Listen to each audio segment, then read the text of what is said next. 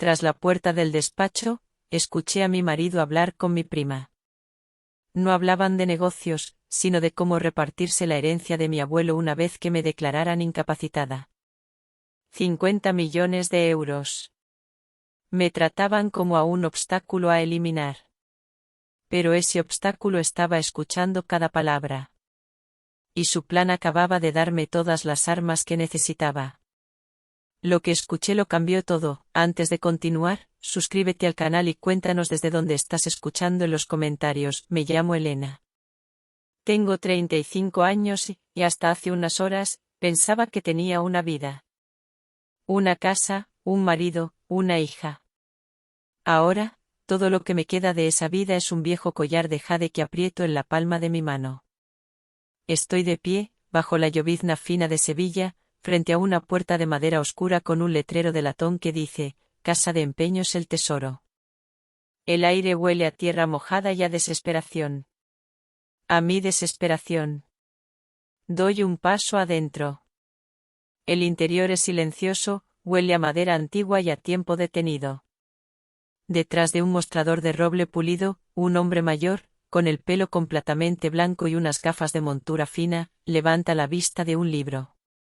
Me acerco sin hacer ruido, casi avergonzada. Saco el collar de mi bolsillo y lo coloco suavemente sobre el terciopelo rojo del mostrador. Es una pieza sencilla, una fina cadena de plata y una pequeña hoja de jade, de un verde profundo y lechoso. El único recuerdo que conservo de mi madre. Quisiera empeñar esto, mi voz sale como un susurro roto. El hombre, a quien más tarde conocería como el señor Manuel, no se apresura. Primero me mira a mí, con unos ojos que parecen haberlo visto todo, y luego baja la vista hacia el collar. Y entonces, algo cambia. Su calma profesional se desvanece. Veo como su ceño se frunce ligeramente. Se pone unos guantes blancos con una lentitud casi ceremonial y toma el collar con un cuidado que me sorprende. Lo acerca a la luz de una lámpara, girando la pequeña hoja de jade entre sus dedos. Sus ojos se entrecierran, buscando algo. De repente, su cuerpo se tensa. Su respiración se detiene por un instante. Levanta la mirada hacia mí, y ya no es la mirada de un tasador. Es una mirada de asombro, de incredulidad, casi de reverencia. Señorita, su voz es un murmullo tembloroso. El patrón la ha estado buscando durante 20 años. ¿20 años? ¿Qué patrón? Las palabras flotan en el aire, sin sentido. Mi mente, agotada por el dolor, no puede procesarlas. Un patrón. 20 años. Es como un eco de una vida que no es la mía. Pero la esperanza es un lujo, y yo ya no podía permitirme ninguno. El frío del mostrador bajo mis dedos me devuelve bruscamente a la realidad, a la tormenta que me trajo hasta aquí. Hace apenas unas horas, la lluvia no era una llovizna fina, sino un diluvio que golpeaba con furia los ventanales de la Villa del Olivo. Yo estaba sentada en un sofá de cuero italiano, tan frío como el vacío que sentía en el pecho. Frente a mí, en la mesa de centro de madera pulida, reposaba un fajo de papeles. El acuerdo de divorcio. Al otro lado de la mesa estaban Javier, el hombre con el que había compartido los últimos 5 años de mi vida, y su madre, doña Carmen. El silencio en la sala era pesado, roto solo por el sonido de la lluvia y el tic-tac de un reloj de pie en la esquina. Javier carraspeó. Firma, Elena. Terminemos con esto. Su voz, la que una vez me susurró promesas al oído, sonó distante, como la de un extraño leyendo un informe de negocios. Empujó los papeles hacia mí. Miré su rostro, buscando un rastro del hombre del que me enamoré. No encontré nada. Solo frialdad. ¿Por qué? Logré preguntar. ¿Qué he hecho mal?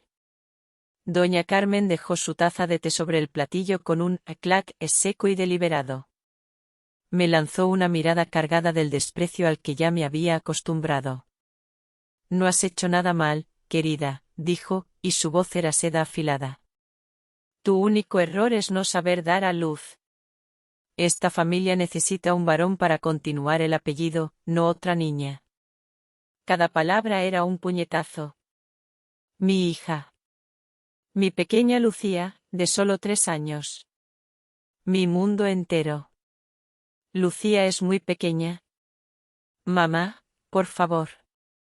No me llames mamá, me cortó, tajante. No tengo una nuera inútil como tú. Javier ya ha encontrado a alguien. Sofía está esperando un hijo. Un niño sano y fuerte. Así que era eso. Sofía. Su asistente. La mujer cuyas llamadas a deshoras Javier siempre justificaba como trabajo. Todo encajaba. La traición no era nueva, solo se había hecho oficial. Miré a Javier, esperando, suplicando con los ojos una pizca de remordimiento. No la hubo. Ella necesita una posición oficial, dijo él, con el mismo tono monótono. Firma el papel, Elena. No compliques las cosas. La casa y todo lo demás estaba a mi nombre antes de casarnos. Te irás con las manos vacías. ¿Y nuestra hija? Grité, las lágrimas finalmente desbordándose, no voy a renunciar a Lucía. Una sonrisa cruel se dibujó en sus labios. ¿Y con qué piensas criarla? No tienes trabajo, no tienes dinero, no tienes casa. Un tribunal jamás le daría la custodia a una madre en tu situación. En el acuerdo está claro, renuncias voluntariamente a la custodia. Me ahogaba. Lo habían planeado todo. Cada detalle. Me habían acorralado, despojándome de mi hogar, de mi dignidad, y ahora, de mi hija. Doña Carmen se levantó y sacó un pequeño fajo de billetes de su bolso. Lo arrojó sobre la mesa. 300 euros. Toma esto. Considera que es el último gesto de caridad. Coge el dinero y vete de esta casa. No dejes que la niña te vea así. 300 euros. El precio de 5 años de mi vida. El precio de mi hija. Mi mano temblaba mientras cogía el bolígrafo. Cada letra de mi nombre, Elena, se sentía extraña, ajena. La tinta se corrió un poco, mezclada con una lágrima que no pude contener. Dejé el bolígrafo. Era como firmar mi propia sentencia de muerte. No toqué el dinero. Me levanté, sintiendo que las piernas no me sostenían, y caminé hacia la puerta. No me atreví a mirar atrás. Sabía que si lo hacía, si veía por última vez el hogar que construí, me derrumbaría. La pesada puerta de roble se cerró a mi espalda con un sonido sordo y definitivo. Y allí estaba yo, sola, bajo la implacable lluvia de Sevilla, sin paraguas, sin rumbo, sin nada más que un corazón hecho pedazos y el recuerdo de mi pequeña Lucía, a quien me acababan de arrebatar. Esa noche, caminé sin rumbo por las calles de Sevilla. Las luces de la ciudad, normalmente tan cálidas y acogedoras, se reflejaban en los charcos como manchas borrosas y frías. Yo era un fantasma empapado, invisible para las parejas que se reían bajo sus paraguas y para los turistas que admiraban la Giralda iluminada a lo lejos. El agua de la lluvia se mezclaba con mis lágrimas, y el frío me calaba hasta los huesos, pero no era nada comparado con el hielo que sentía por dentro. Finalmente, mis piernas, agotadas, me llevaron a un pequeño callejón en el barrio de Triana. Encontré una pensión modesta, con un letrero de neón que parpadeaba débilmente. Con el poco dinero que llevaba en el bolso, alquilé una habitación. El aire olía a humedad y a soledad. Me dejé caer sobre la cama, cuyo colchón era duro como una tabla, hundí la cara en la almohada y lloré. Lloré en silencio, un llanto ahogado y amargo, por la vida que había perdido y, sobre todo, por la hija que me habían quitado. ¿Qué estaría haciendo mi Lucía en ese momento? ¿Estaría llorando, preguntando por mí? La imagen de mi pequeña llamando mamá a otra mujer, a Sofía, era una tortura insoportable. A la mañana siguiente, me desperté con los ojos hinchados. El dolor seguía ahí, pero junto a él, había nacido una nueva sensación. Una determinación frágil, pero tenaz. No podía rendirme. Por Lucía. Recordé haber visto un anuncio de un despacho de abogados en un periódico. Reuní el coraje que me quedaba y fui hasta allí. El abogado, un hombre de mediana edad con un rostro amable, me escuchó con paciencia.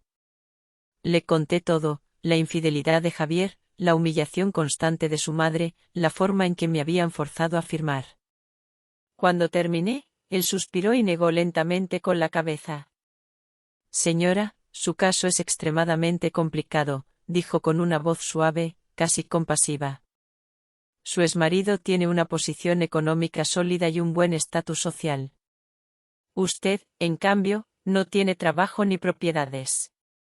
Los tribunales suelen favorecer a la parte con mejores condiciones para criar al niño. Pero él me fue infiel, insistí, aferrándome a un clavo ardiendo. Me obligó a firmar. ¿Tiene pruebas de ello?, preguntó. Sin pruebas, sus palabras tienen poco peso ante un juez. Además, usted firmó un documento en el que renunciaba voluntariamente a la custodia. Eso lo complica todo aún más. Sentí como la última llama de esperanza se extinguía dentro de mí. Entonces, ¿no hay nada que hacer?, murmuré. El abogado dudó un momento. Siempre se puede intentar. Podríamos tratar de demostrar que fue coaccionada, o buscar pruebas de que su exmarido no es un padre adecuado. Pero será un proceso largo y muy costoso. Solo los honorarios iniciales podrían ascender a unos 4 o 5 mil euros. Sin contar otros gastos que puedan surgir. 5.000 euros. La cifra resonó en mi cabeza como un portazo. ¿De dónde iba a sacar yo esa cantidad? Los 300 euros que me había arrojado doña Carmen eran una burla. Salí de aquel despacho sintiendo que el mundo se derrumbaba a mis pies. No tenía dinero, ni poder, ni nada con lo que luchar contra ellos. Todos los caminos llevaban a un callejón sin salida. La idea de haber perdido a mi hija para siempre era un dolor físico, tan agudo que me costaba respirar.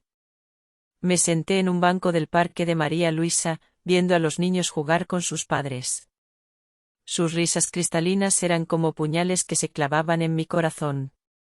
Me acordé tanto de Lucía, de su risa, de sus manitas buscando la mía. Inconscientemente, me llevé la mano al cuello, al lugar donde siempre había llevado mi collar. El que ahora tenía en el bolsillo. La sencilla cadena de plata con la hoja de jade. El único legado de mi madre. Ella había muerto cuando yo era joven, y antes de irse, me dio este collar. Elena, hija mía, me dijo, con la voz debilitada por la enfermedad. Esta es una joya de la familia de mi madre. Cuídala siempre. Por muy difícil que se ponga la vida, no la vendas nunca, a no ser que, de verdad, no te quede otro camino. No te quede otro camino. Las palabras de mi madre resonaron en mi mente con una claridad abrumadora. Y yo estaba ahí. En ese punto. No tenía nada más. Pero necesitaba dinero, mucho dinero, para recuperar a mi hija. Por muy valioso que fuera este recuerdo, nada era más valioso que Lucía.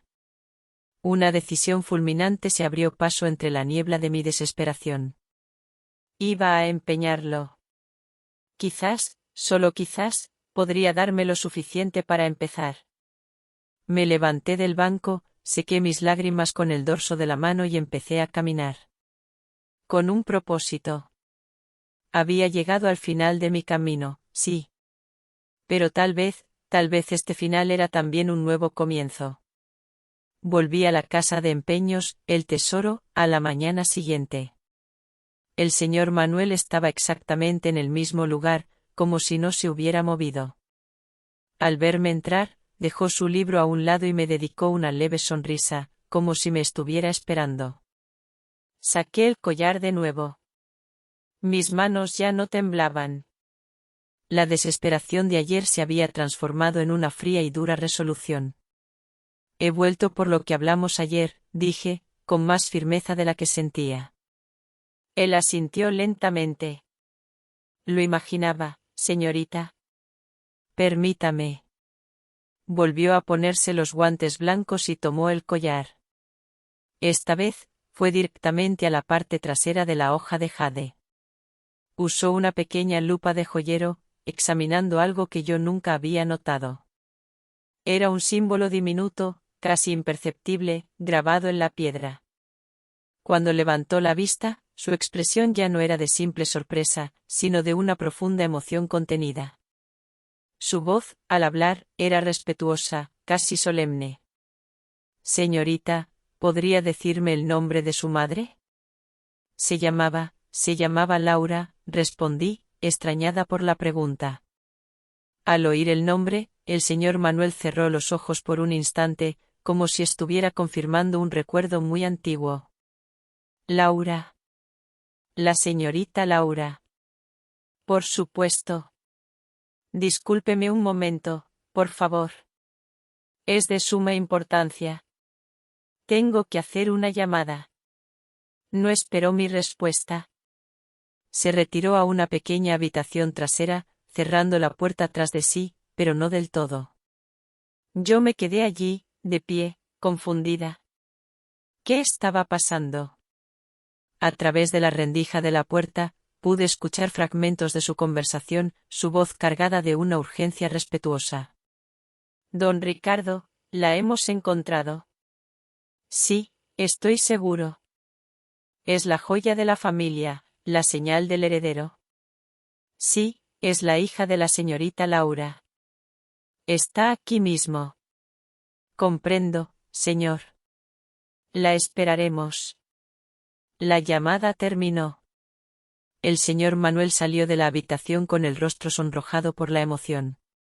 Me ofreció una silla de madera tallada. Por favor, señorita, tome asiento. Nuestro patrón, don Ricardo, vendrá en persona. No tardará. Le ruego que espere. ¿Patrón? ¿Don Ricardo? Yo no conocía a nadie con ese nombre. Disculpe, pero debe haber un error. Yo solo he venido a empeñar un collar. No conozco a ningún. Pronto lo entenderá todo, señorita, me interrumpió con una sonrisa amable. 15 minutos después, un Rolls Royce negro, brillante y silencioso como una pantera, se detuvo frente a la tienda. Dos hombres con traje oscuro bajaron y abrieron la puerta trasera. De ella emergió un hombre anciano, de pelo plateado y espalda recta. A pesar de su edad, emanaba un aura de poder y autoridad que llenaba la calle. Se apoyaba en un bastón con empuñadura de plata, y sus ojos, agudos y penetrantes, se clavaron en mí en cuanto entró en la tienda. El señor Manuel hizo una profunda reverencia. Don Ricardo. El anciano asintió levemente, sin apartar la mirada de mí. Caminó despacio, con el sonido rítmico de su bastón sobre el suelo de madera. Se detuvo frente a mí. Me estudió en silencio. En su mirada había dolor, sorpresa, y una alegría inmensa que luchaba por contenerse. Sentí mi corazón latir con fuerza. Había algo en su rostro, algo vagamente familiar. El señor Manuel, con manos temblorosas, le entregó el collar. Don Ricardo lo tomó y lo observó durante un largo rato.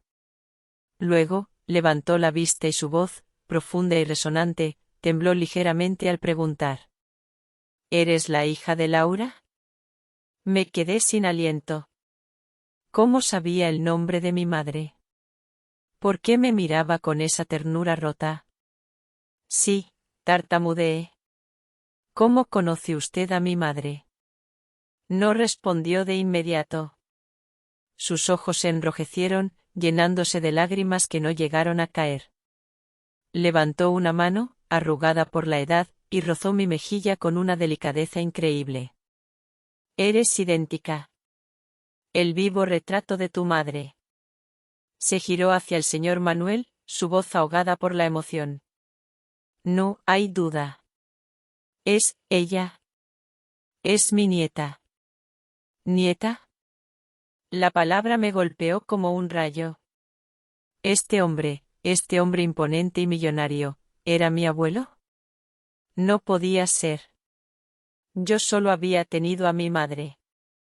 Nunca supe nada de mi padre, ni de la familia de mi madre. Cada vez que preguntaba, ella simplemente negaba con la cabeza, triste, y decía que ya no estaban. Viendo mi confusión, mi abuelo suspiró.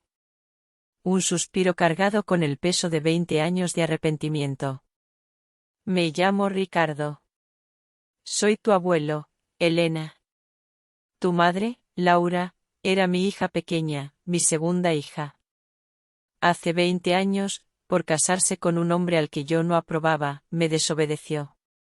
Abandonó a la familia, renunció a todo. Su voz se quebró al recordar. Yo era un hombre orgulloso y terco. Le dije que si cruzaba esa puerta, no volviera jamás. Y ella se fue. Durante 20 años, no ha habido un solo día en que no haya enviado a alguien a buscaros. Pero encontrar a alguien que no quiere ser encontrado, es casi imposible. Pensé que moriría sin volver a ver a mi hija, o sin conocer a mi nieta. Hasta hoy. Apretó el collar en su mano. Esta joya es el símbolo del heredero del grupo Las Torres. Cada uno de mis hijos tenía una pieza de jade, pero solo el elegido para sucederle recibe la hoja. Yo se la había entregado a tu madre. Una historia increíble se desplegaba ante mí. Mi madre, una mujer humilde y sencilla, había sido la heredera de un imperio. Y yo, que hacía unas horas no tenía nada, era de repente la nieta de un multimillonario. La heredera del grupo Las Torres. Mi abuelo vio la confusión en mi rostro. Puso su mano sobre la mía. Sé que es mucho que asimilar, hija mía. Pero ahora, vamos a casa. En casa, te lo contaré todo con calma. ¿A casa? Sí, dijo, con una certeza que me tranquilizó. A nuestra casa.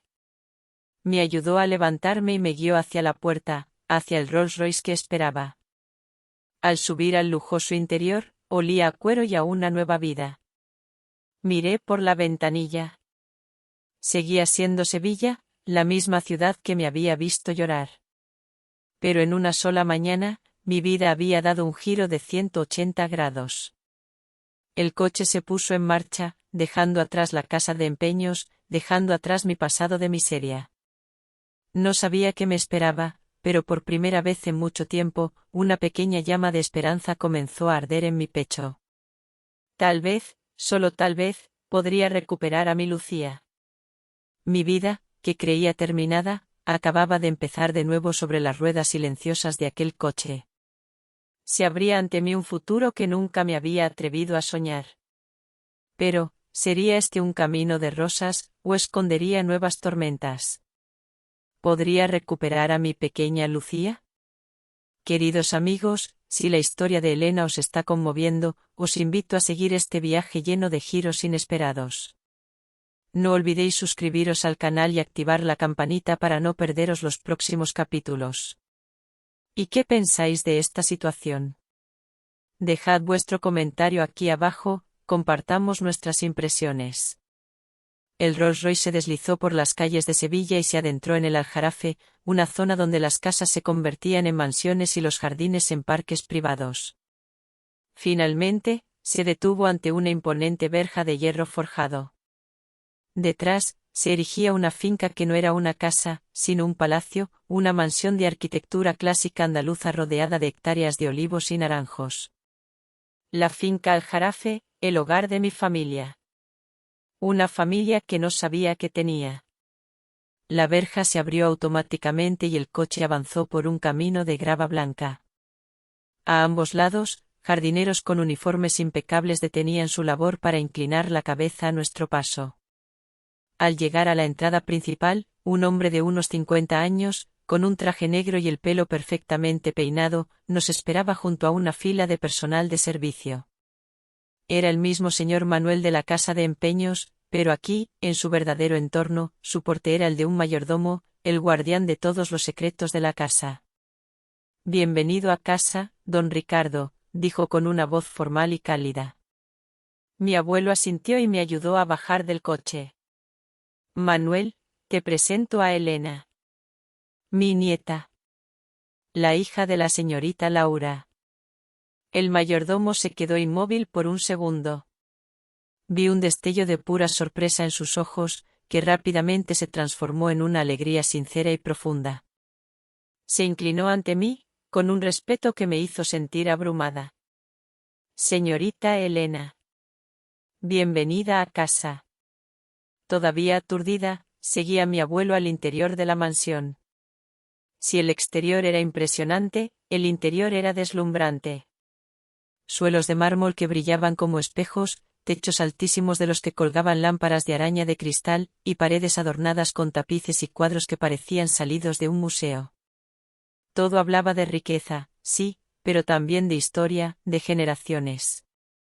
Justo en ese momento, una voz femenina y fría resonó desde lo alto de la gran escalera de mármol. Padre, has vuelto. He oído que has salido con prisas. ¿Ha ocurrido algo? Una mujer de unos 40 y tantos años bajaba lentamente los escalones. Vestía un elegante vestido de seda y llevaba un maquillaje impecable. Se parecía a mi abuelo, pero su mirada era calculadora, carente de la calidez que había encontrado en él. Sin duda, debía de ser mi tía. Mi abuelo se irguió, su tono se volvió más formal. Clara, acércate. Quiero presentarte a alguien. Ella es Elena. Es la hija de tu hermana, Laura. Clara se detuvo en seco a mitad de la escalera. Sus ojos me recorrieron de arriba abajo, sin disimular su escrutinio. En su mirada no había ni una pizca de alegría por el reencuentro. Solo había análisis, sospecha, y una hostilidad muy bien disimulada. Una sonrisa forzada se dibujó en sus labios. Vaya, qué sorpresa. Bienvenida, sobrina. ¿Quién lo iba a decir, después de tantos años? ¿Dónde has estado todo este tiempo? Pude sentir el veneno en su amabilidad. Hola, tía, respondí en voz baja. He vivido siempre en Sevilla. ¿En Sevilla? Repitió, con un tono que insinuaba incredulidad. ¿Y tardas tanto en encontrar el camino a casa? Mi abuelo intervino, percibiendo la tensión. Es una larga historia, ya hablaremos. Manuel, acompaña a la señorita Elena a la antigua habitación de su madre para que descanse. Y avisa al doctor para que venga a hacerle un chequeo general. Luego se giró hacia mí, su voz de nuevo cálida y protectora. Descansa, hija. No te preocupes por nada. Tu abuelo se encargará de todo. Asentí y seguí a Manuel escaleras arriba. Al alejarme, sentí la mirada de mi tía Clara clavada en mi espalda, afilada como un cuchillo. Supe en ese instante que mi regreso a esta casa no sería un camino fácil. Esa misma tarde, después de la visita del médico, que confirmó que mi salud era buena a pesar del agotamiento, mi abuelo me llamó a su despacho. Los resultados de una prueba de ADN que me habían tomado confirmaron, sin lugar a dudas, nuestro parentesco. Me mostró el informe. Ahora eres, oficialmente, una de nosotros, Elena, dijo, tomando mi mano entre las suyas. Pero tus ojos me dicen que has sufrido mucho. Cuéntamelo. Cuéntame qué te ha pasado. ¿Por qué tuviste que llegar a una casa de empeños? ¿Y tu hija, Lucía? ¿Dónde está? Al mirar sus ojos, llenos de una preocupación sincera, no pude contenerme más. Toda la angustia, todo el dolor y la humillación que había soportado durante años, se desbordaron. Le conté mi historia. Le hablé de mi matrimonio infeliz, del desprecio de Javier y su madre, de la infidelidad, de cómo me habían arrebatado a mi hija. A medida que hablaba, el rostro de mi abuelo se ensombrecía. Su expresión amable se endureció hasta convertirse en una máscara de furia helada. Cuando terminé mi relato, golpeó la mesa con la palma de la mano. El sonido retumbó en el silencioso despacho. Miserables. Su voz era un trueno contenido. ¿Cómo se han atrevido a tratar así a la nieta de Ricardo? Escúchame bien, Elena. No voy a permitir que esa gente se salga con la suya. Y en cuanto a la pequeña Lucía, te doy mi palabra. Te juro que usaré todos los recursos a mi alcance para traerla de vuelta a tu lado. Nadie, absolutamente nadie, volverá a separar a una madre de su hija. Su promesa, firme y poderosa, fue como un bálsamo para mi alma rota. Por primera vez desde que la puerta de mi antigua casa se cerró a mi espalda, sentí que no estaba sola. Por primera vez, vi una luz al final del túnel. Una luz de justicia y esperanza. Sevilla, España, al despertar en la suave luz de la mañana que se filtraba por las cortinas de la que fue la habitación de su madre, los recuerdos de la noche anterior envolvieron a Elena. Las palabras de su abuelo, don Ricardo, resonaban en su mente, no como un eco lejano, sino como un manifiesto, un llamado a las armas que no sabía que anhelaba. Para recuperar lo que te pertenece, tienes que jugar desde otra posición. Debes demostrarles que ya no eres la niña indefensa a la que pueden pisotear. Eres una Las Torres. Esa frase se había anclado en su alma. No tuvo mucho tiempo para la introspección. Tal y como don Ricardo había anunciado, un equipo de profesionales tocó a su puerta puntualmente. Un estilista de renombre en Sevilla, una maquilladora con un portafolio que gritaba «alta sociedad» y una peluquera que parecía esculpir arte con cada mechón de cabello. Se sentía como una extraña en su propia piel, observando cómo orquestaban su transformación con una precisión casi militar. El cabello, antes largo y descuidado, fue cortado en un elegante y moderno bob que enmarcaba su rostro, dándole una sofisticación instantánea. El maquillaje no era una máscara, sino un realce de sus facciones, sus ojos, a menudo nublados por la tristeza, ahora brillaban con una intensidad felina, y sus labios, antes pálidos, lucían un rojo discreto pero poderoso. Luego vino la ropa. Trajes de diseñador, blusas de seda y vestidos que se ceñían a su cuerpo como si hubieran sido cosidos sobre ella. Le enseñaron a caminar con tacones de aguja, a moverse con una gracia que nunca creyó poseer. Cuando finalmente se miró en el espejo de cuerpo entero, la mujer que le devolvía la mirada era una desconocida. Había una dureza controlada en su postura, una confianza inquebrantable en sus ojos. Ya no era la Elena rota y desesperada. Era una dama, la heredera del clan Las Torres, y por primera vez en mucho tiempo, se sintió poderosa. Fue entonces cuando su abuelo entró en la habitación. Su rostro, habitualmente severo, mostró un atisbo de orgullo. En sus manos no traía un bastón, sino una pequeña y delgada tarjeta de color negro. «Esto es para tus gastos», dijo, entregándosela. «Considera los 500.000 euros que tiene de saldo como tu dinero de bolsillo. Eres mi nieta, la heredera de este imperio. Actúa como tal». Elena tomó la tarjeta, el frío plástico se sentía pesado en su mano, cargado de significado. No era solo dinero, era poder, era independencia, era el arma que necesitaba. Don Ricardo continuó, su voz firme y estratégica. «Para recuperar lo que te pertenece, Chao, tienes que jugar desde otra posición. Debes demostrarles que ya no eres la niña indefensa a la que pueden pisotear. Eres la señorita de la familia Dean, la heredera de Las Torres». Su uso del vietnamita fue un recordatorio deliberado de sus raíces, de la dualidad de su fuerza. En ese instante, todo encajó. La transformación no era superficial. La ropa, el maquillaje, el dinero, eran herramientas, 1, 2, eran el uniforme para la batalla que estaba a punto de librar. Javier y su familia la habían despojado de todo porque la veían como alguien débil, insignificante. Ahora, les mostraría el poder del nombre Las Torres. Una claridad helada se apoderó de ella. Su determinación, antes una llama vacilante alimentada por el amor maternal, ahora era un incendio forjado en la injusticia y afilado por la estrategia.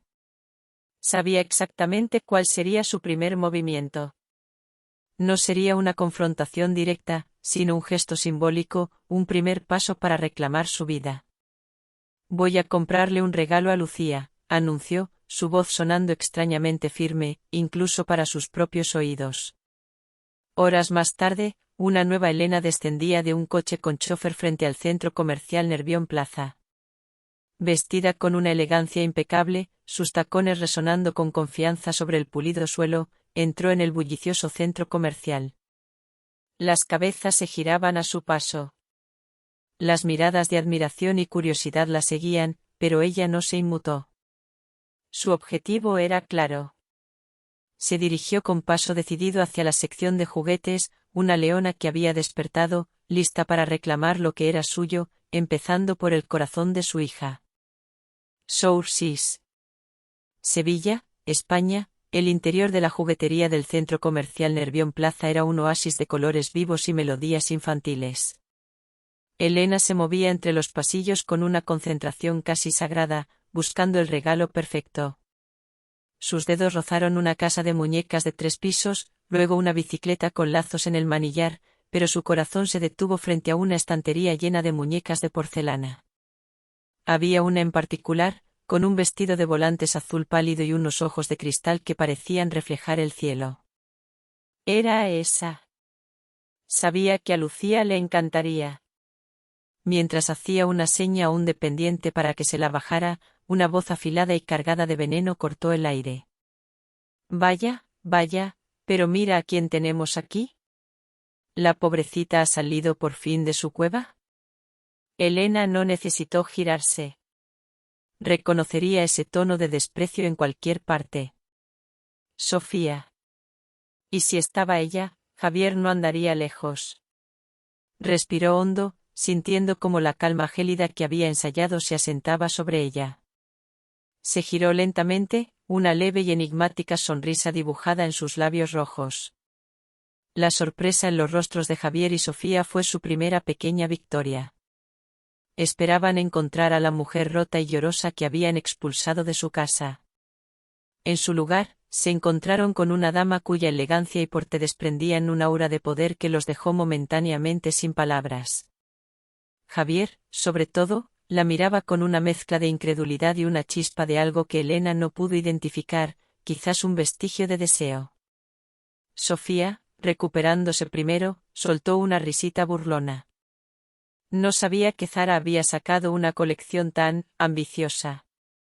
¿O es que te ha tocado la lotería, querida? Algo así, respondió Elena, su voz suave pero firme.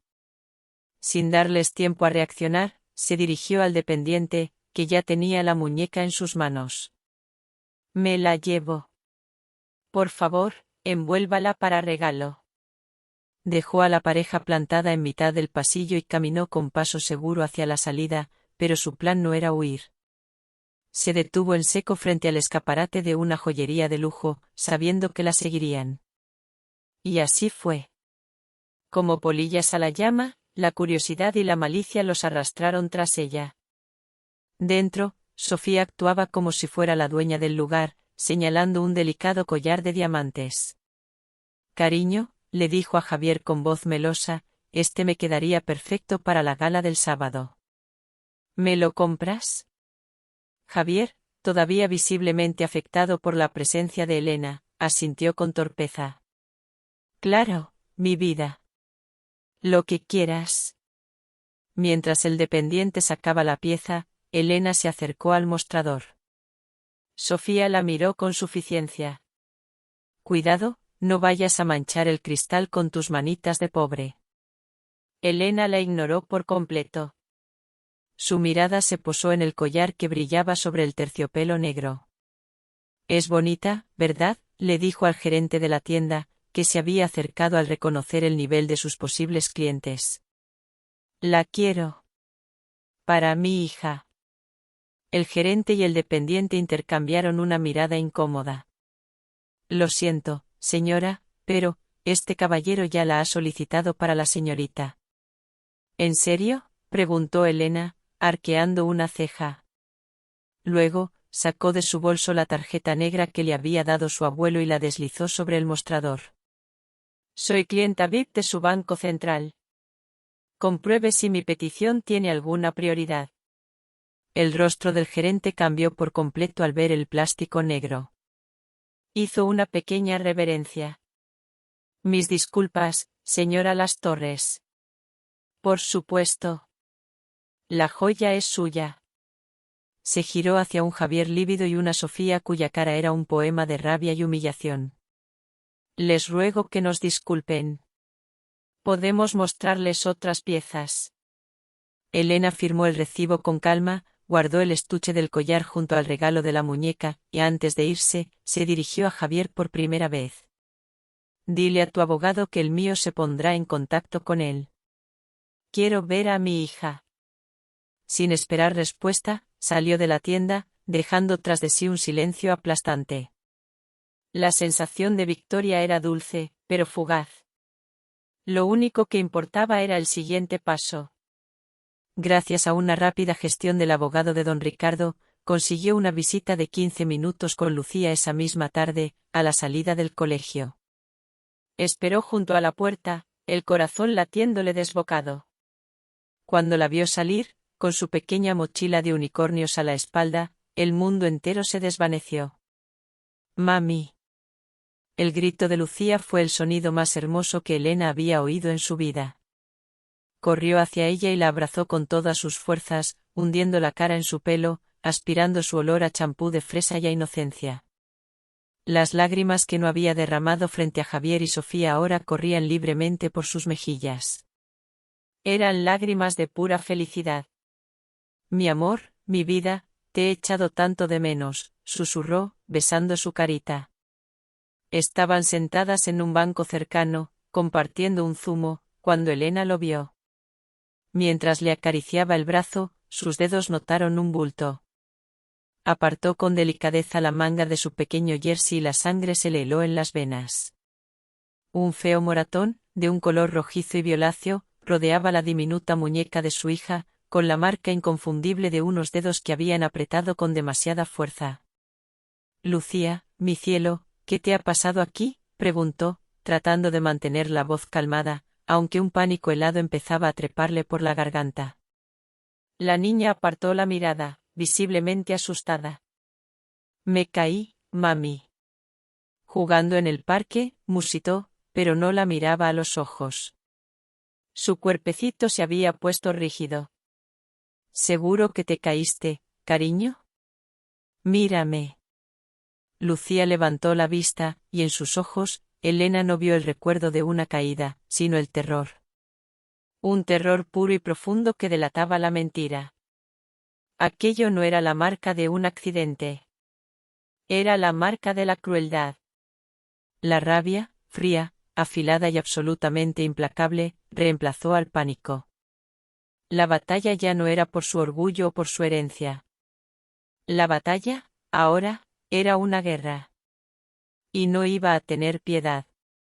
Sevilla, España, la imagen del moratón en la muñeca de Lucía se había grabado a fuego en la mente de Elena. Esa noche, el sueño le fue esquivo.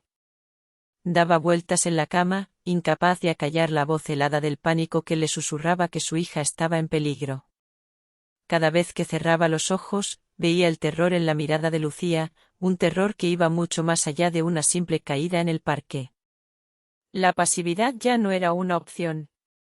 La impulsividad, tampoco. Necesitaba actuar, pero con la cabeza fría. Al amanecer, con una determinación de acero, descolgó el teléfono. No llamó a Javier para gritarle acusaciones inútiles. Llamó al abogado de su abuelo. «Necesito ver a mi hija». A solas, dijo, su voz desprovista de cualquier temblor. «Tiene que ser hoy. En un lugar privado. Encuentre la manera». No tuvo que esperar mucho. El poder del apellido Las Torres movía montañas. Unas horas más tarde, el abogado le confirmó la cita. Se llevaría a cabo en la enfermería del colegio de Lucía, bajo el pretexto oficial de una revisión médica rutinaria solicitada por la familia materna. Nadie podría negarse. La pequeña sala, con sus paredes blancas y su olor a antiséptico, se sentía como un santuario. Cuando la enfermera acompañó a Lucía al interior y cerró la puerta, dejando a madre e hija solas, el corazón de Elena latía con una mezcla de ansiedad y esperanza. Se arrodilló para estar a la altura de su pequeña, tomándola suavemente por los hombros. «Hola, mi amor», le susurró, apartándole un mechón de pelo de la frente. Lucía no respondió, simplemente se aferró a ella, escondiendo la cara en su cuello. Elena la abrazó, meciéndola con ternura, rodeándola con el calor y la seguridad que sabía que le habían arrebatado. No preguntó nada. Solo esperó. Pasaron varios minutos en silencio, solo rotos por los pequeños sollozos de la niña. «Mamá está aquí, cariño. No voy a dejar que nada malo te pase. Puedes contarme lo que sea, mi cielo. Lo que sea». Y entonces, como una presa que finalmente cede, Lucía se derrumbó. Las lágrimas brotaron en un torrente desconsolado mientras su pequeño cuerpo se sacudía. Fue tía Sofía, hipó contra el hombro de su madre. Me dijo que si le decía algo a papá, nunca más te volvería a ver. A Elena se le encogió el alma. La rabia, ardiente y pura, amenazó con consumirla, pero la reprimió con todas sus fuerzas. Su hija la necesitaba calmada. La necesitaba fuerte. ¿Qué te hizo, mi vida? Cuéntaselo a mamá. Con la voz entrecortada, Lucía relató el infierno. Los pellizcos cuando no se comía toda la verdura. Los empujones. La forma en que tía Sofía la agarraba con fuerza del brazo cuando se portaba mal. Y lo peor de todo, el castigo en el cuarto oscuro, un pequeño armario bajo las escaleras donde la encerraba, para que aprendiera a no llorar. El horror se apoderó de Elena. Con un cuidado infinito, desabrochó el pequeño jersey de su hija. Su respiración se detuvo. No era solo un moratón. Había más. Marcas azuladas y amarillentas salpicaban sus bracitos y un feo cardenal se extendía por su espalda. Cada marca era una acusación silenciosa, un grito de auxilio que nadie había escuchado hasta ahora. Las lágrimas de dolor y furia quemaban los ojos de Elena, pero sabía que llorar no era suficiente. Con las manos temblorosas, sacó su teléfono móvil del bolso. «Cariño, necesito que seas muy valiente», le dijo con la voz más suave que pudo encontrar. «Voy a hacer unas fotos de tus pupas, ¿vale? Es para que esa señora no vuelva a hacerte daño nunca más». Lucía asintió, confiando ciegamente en ella. Con una precisión quirúrgica, Elena fotografió cada moratón, cada marca, cada herida. El flash de la cámara iluminaba la piel de su hija y, con cada destello, sentía como su corazón se partía un poco más. Aquellas imágenes eran la prueba irrefutable, el arma definitiva en la guerra que estaba a punto de declarar. Eran la prueba de acero forjada en las lágrimas de su hija. Cada foto que aparecía en la pantalla del teléfono no era solo una prueba de la crueldad, sino una puñalada directa en mi corazón de madre. La llama de la indignación dentro de mí se convirtió en un incendio. El juego ha terminado. Ahora es el momento de reclamar justicia para mi pequeña hija. Damas y caballeros, mi viaje ha llegado a un punto de inflexión doloroso, pero increíblemente decisivo. Si han llegado hasta aquí, por favor, ayúdenme comentando con un número 1 aquí abajo, para saber que tengo amigos que me acompañan en este viaje. Su presencia es mi mayor motivación para seguir contando la última parte de esta historia, para recuperar a mi hija y exponer la más oscura de las verdades. Agradezco de corazón al canal Corazones de Millonarios por darme la oportunidad de compartir mi historia. Sevilla, España, las fotografías en mi teléfono eran una armadura, pero para ganar una guerra necesitaba un arsenal. El dolor y la rabia que sentía como madre eran mi combustible, pero comprendí, con una claridad desoladora, que en el mundo de Javier y su familia, los sentimientos no ganan batallas. El poder sí. Y yo iba a conseguirlo. A la mañana siguiente, me presenté en el despacho de mi abuelo antes de que saliera el sol. No había rastro de la mujer dubitativa que había llegado a esa casa semanas atrás. Abuelo, dije, mi voz firme y sin titubeos. Quiero trabajar en el grupo Las Torres. Necesito entender el negocio. Necesito tener poder real. Don Ricardo levantó la vista de sus papeles, una chispa de sorpresa y orgullo brillando en sus ojos penetrantes. No preguntó por qué. Lo sabía. Asintió lentamente. Bien. Ya era hora. A partir de hoy, serás mi asistente especial. Tendrás acceso a todo, pero también se esperará todo de ti. Demuéstrame de qué estás hecha. Mi entrada en el conglomerado no fue del agrado de todos. Especialmente de mi prima Clara. Su sonrisa era puro veneno cuando me asignó mi primer proyecto. Dejó caer sobre mi escritorio una pila de archivadores tan alta que apenas podía verla por encima. Aquí tienes algo para que te entretengas, primita, dijo con falsa dulzura. Un análisis de viabilidad de una posible adquisición. La empresa se llama El Sol. Para que vayas entendiendo cómo funciona el negocio. El Sol. La empresa de Javier. El golpe fue bajo y deliberado. Clara esperaba que me derrumbara, que la carga emocional de analizar las entrañas del negocio de mi exmarido fuera demasiado para mí. Quería humillarme, demostrarle a mi abuelo que yo no era más que una cara bonita abrumada por sus problemas personales. No le di esa satisfacción. Esa noche, y la siguiente, y la de después, la oficina se convirtió en mi hogar. Me sumergí en un mar de balances, contratos, facturas y proyecciones financieras. Hice lo que en España llaman trasnochar, sobrevivir a base de café y una determinación feroz. Al principio, todo parecía normal, aburrido incluso. Pero entonces, empecé a notar las pequeñas grietas. Un proveedor recurrente con una dirección fiscal que no existía. Contratos de consultoría con cifras astronómicas pagados a empresas fantasma registradas en paraísos fiscales. Facturas infladas. Proyectos que figuraban como completados pero de los que no había rastro. No era simple mala gestión. Era un saqueo.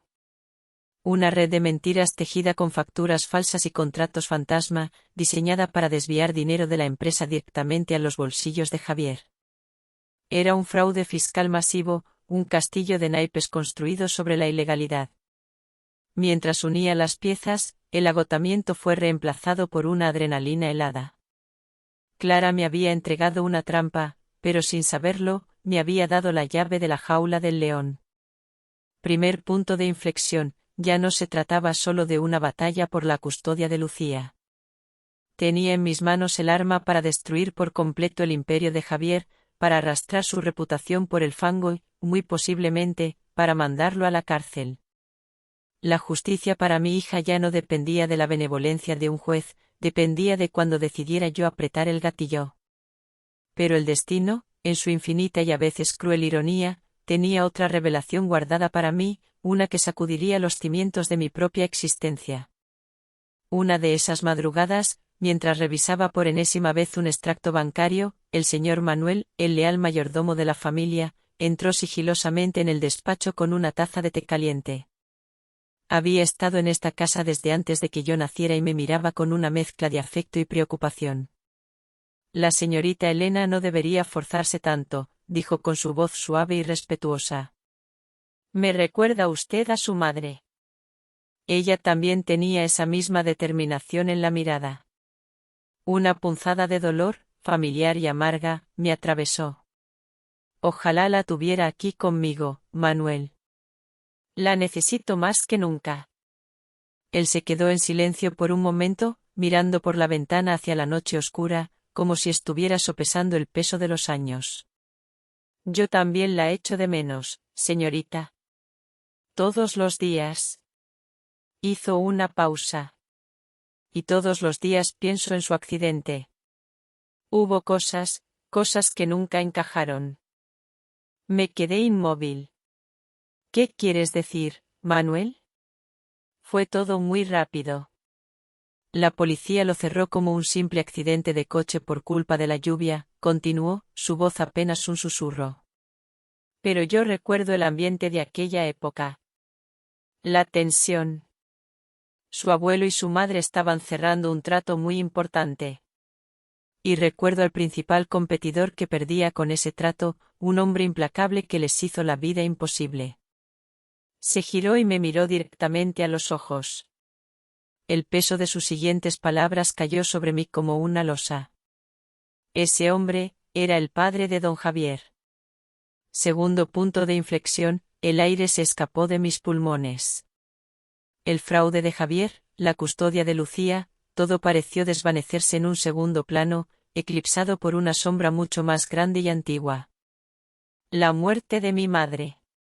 Un accidente. Un rival de negocios despechado. De repente, una pregunta monstruosa comenzó a formarse en el fondo de mi mente, ¿y si no fue un accidente? Estaba atrapada entre dos verdades aterradoras. Una me daba el poder para ganar mi futuro, pero la otra amenazaba con reescribir y destruir todo lo que creía saber sobre mi pasado. Sevilla, España, la fiesta anual de la familia Las Torres era el epicentro del poder y la influencia en Andalucía.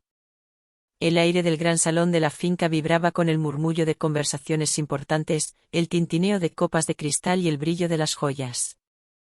Pero esa noche, yo no era una simple espectadora. Era el centro de la tormenta que estaba a punto de desatarse.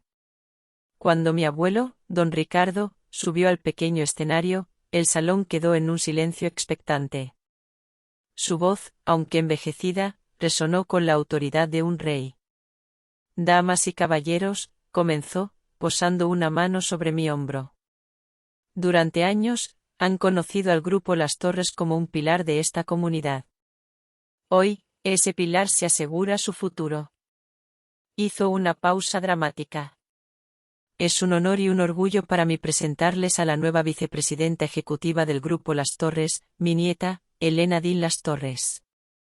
Una ola de aplausos educados, mezclados con murmullos de sorpresa, recorrió la sala.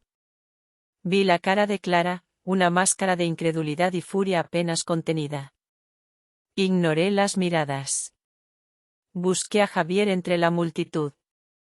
Estaba pálido, mirándome como si viera a un fantasma. Nuestra partida de ajedrez había llegado a su jugada final. Era mi turno de mover. Le hice una seña para que me siguiera a la biblioteca. La puerta de roble macizo se cerró tras nosotros, ahogando el ruido de la fiesta y dejándonos en un silencio denso y cargado. ¿Qué es este circo, Elena?, siseó, su arrogancia habitual teñida de nerviosismo. No respondí. En su lugar, deslicé una delgada carpeta sobre la mesa de caoba que nos separaba. ¿Reconoces esto? La abrió. Sus ojos recorrieron las copias de los contratos fraudulentos, los extractos de las cuentas en paraísos fiscales, las pruebas irrefutables de su red de evasión de impuestos. Su rostro perdió todo el color.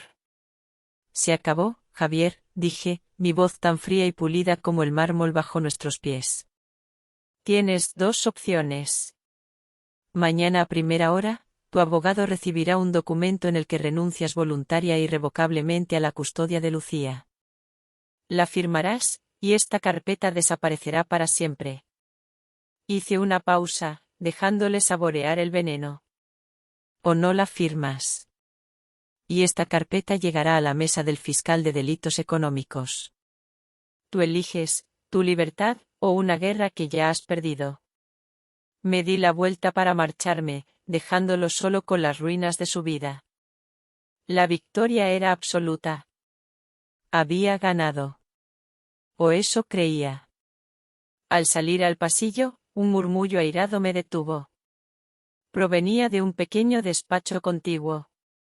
Eran las voces de mi abuelo y de Clara. Es mi derecho de nacimiento. No puedes dárselo todo a ella, gritaba Clara, su voz estridente por la rabia. Ella se lo ha ganado. Ha demostrado tener la inteligencia y el coraje que a ti te faltan. La decisión está tomada, replicó mi abuelo, su voz retumbando. Primer imprevisto, justo en ese momento, un sonido gutural, un grito ahogado de dolor, cortó la discusión. Me asomé a la puerta justo a tiempo para ver a mi abuelo llevarse las manos al pecho, su rostro contorsionado por el dolor, antes de desplomarse sobre la alfombra. El caos se desató. Los gritos, la gente corriendo, la llamada a la ambulancia. Todo se convirtió en un borrón de pánico. En el Hospital Universitario Virgen del Rocío, el tiempo se detuvo. Cada segundo en la sala de espera era una tortura. Clara caminaba de un lado a otro, no con la angustia de una nieta, sino con la impaciencia de una heredera frustrada. Segundo imprevisto, fue entonces cuando mi teléfono sonó, su vibración un presagio terrible en el silencio del hospital. Era un número desconocido. Señora Elena, dijo una voz de mujer, profesional pero urgente. La llamo del hospital infantil. Su hija, Lucía, acaba de ingresar en urgencias. Tenía 39 de fiebre y ha sufrido una convulsión febril. La niñera la ha traído. No hemos podido localizar a su padre. El suelo desapareció bajo mis pies. Las palabras de la enfermera eran martillazos en mi cabeza. Mi abuelo. Mi hija. Un hospital. Otro hospital. Me sentí desgarrada, partida en dos por un dolor físico, insoportable. Mi ancla, mi protector, luchaba por su vida en una habitación. Y mi razón para vivir, mi pequeña, me necesitaba en otra. Señor Manuel, dije con voz temblorosa al mayordomo, que había acudido al hospital. Quédese con mi abuelo. No se separe de él. Por favor. Tengo que irme. Corrí por los pasillos del hospital como una autómata, ciega por las lágrimas y el pánico. No vi la mirada fría y calculadora que Clara me dirigió mientras me alejaba. Mientras yo estaba atrapada en el peor dilema de mi vida, dividida entre los dos seres que más amaba, Clara vio su oportunidad. Mientras mi mundo se desmoronaba, ella descolgó su teléfono. Aprovechando el vacío de poder, la crisis, mi ausencia forzada, convocó una reunión de urgencia con el Consejo de Administración. Su propuesta era sencilla y brutal: ante la incapacidad del presidente y la ausencia de la vicepresidenta, ella debía asumir el control total y temporal del Grupo Las Torres. La tormenta perfecta había llegado. Y yo estaba sola, en medio de ella, sin refugio alguno. Sevilla, España, las paredes blancas del hospital infantil eran una prisión para mi alma. Sentada en una silla de plástico junto a la pequeña cama, sosteniendo la mano de Lucía mientras un suero goteaba lentamente en su vena, me sentía vacía, rota en mil pedazos. Mi abuelo se debatía entre la vida y la muerte en un hospital, y mi hija, mi pequeña, ardía de fiebre en otro. Había alcanzado la cima del poder solo para ser arrojada al abismo más profundo de la impotencia. Fue en ese momento de oscuridad absoluta cuando apareció Javier. No lo movía la preocupación por su hija. Sus ojos, fríos y calculadores, delataban su verdadero propósito. Pobre Lucía, dijo sin una pizca de emoción. Y pobre de ti, Elena. Sola. Abrumada. Se acercó, su voz un susurro venenoso. Pero puedo hacer que parte de tu dolor desaparezca. Clara y yo hemos hablado. Firma los papeles. Renuncia a tu puesto, a tu herencia, a todo lo que vuela a Las Torres, y te dejaré a la niña. Sin peleas. Te podrás ir y ser su madre. Es una oferta generosa. La revelación de su alianza con Clara no me sorprendió, pero la crudeza de su chantaje me revolvió el estómago. Se estaba aprovechando de mi hija enferma para dar el golpe de gracia. Me sentía acorralada, asfixiada. Desesperada, llamé al señor Manuel, no para pedir ayuda, sino simplemente para escuchar una voz amiga. Le conté todo, mi voz quebrada por el llanto, el chantaje, la traición de Clara, el ataque al corazón de mi abuelo. Al otro lado de la línea, hubo un largo silencio. Y luego, su voz, normalmente tan suave, sonó con la dureza del acero.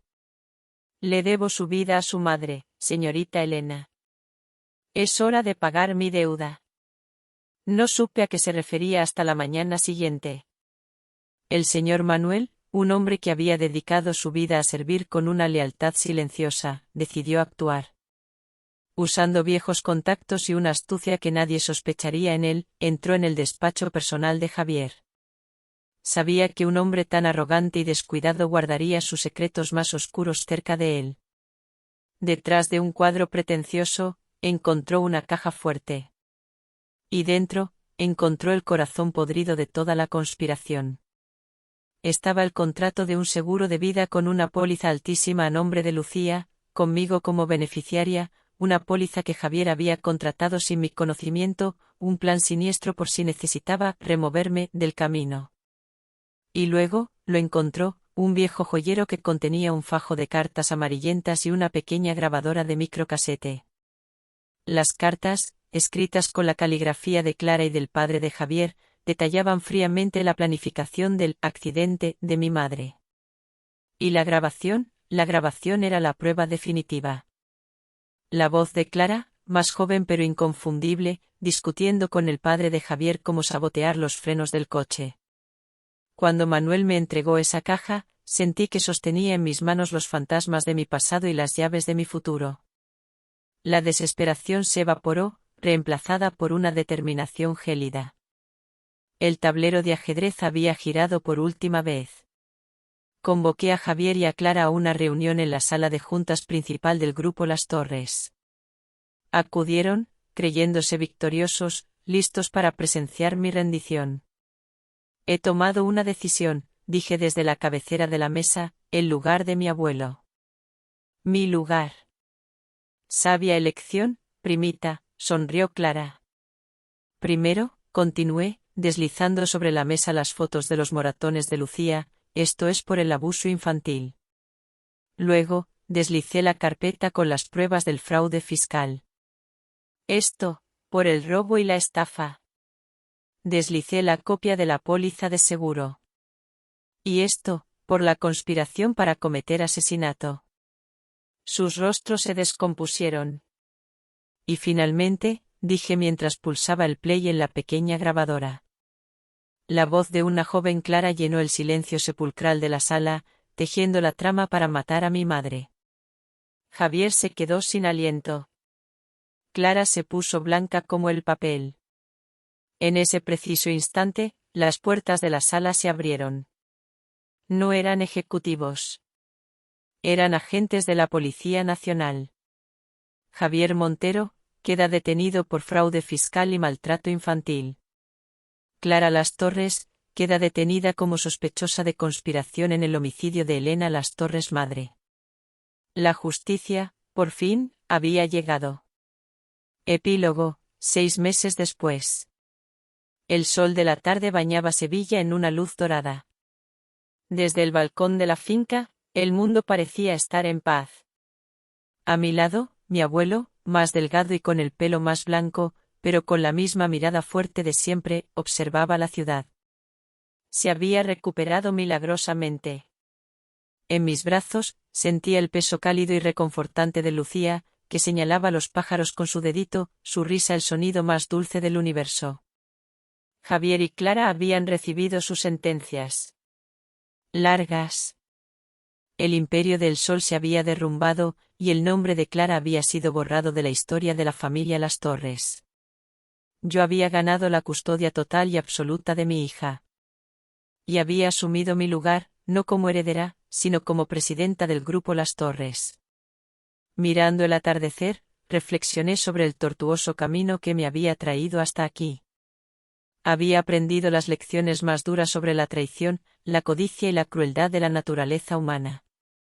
Pero también había aprendido sobre la lealtad inquebrantable, sobre el poder del amor de una madre y sobre la fuerza que no sabía que poseía.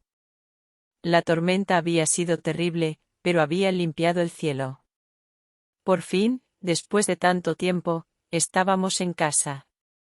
Y el futuro, como el horizonte de Sevilla, se extendía ante nosotras, brillante y lleno de promesas. Y así, la historia de Elena termina aquí. ¿Qué piensan de las decisiones de Elena? ¿Habrían hecho algo diferente en su lugar? Compartan sus opiniones en los comentarios, los leo absolutamente todos.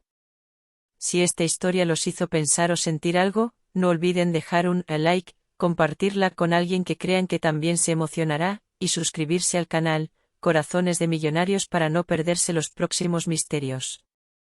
Nos vemos en la próxima historia. Y quién sabe, tal vez la próxima vez, el protagonista seas tú.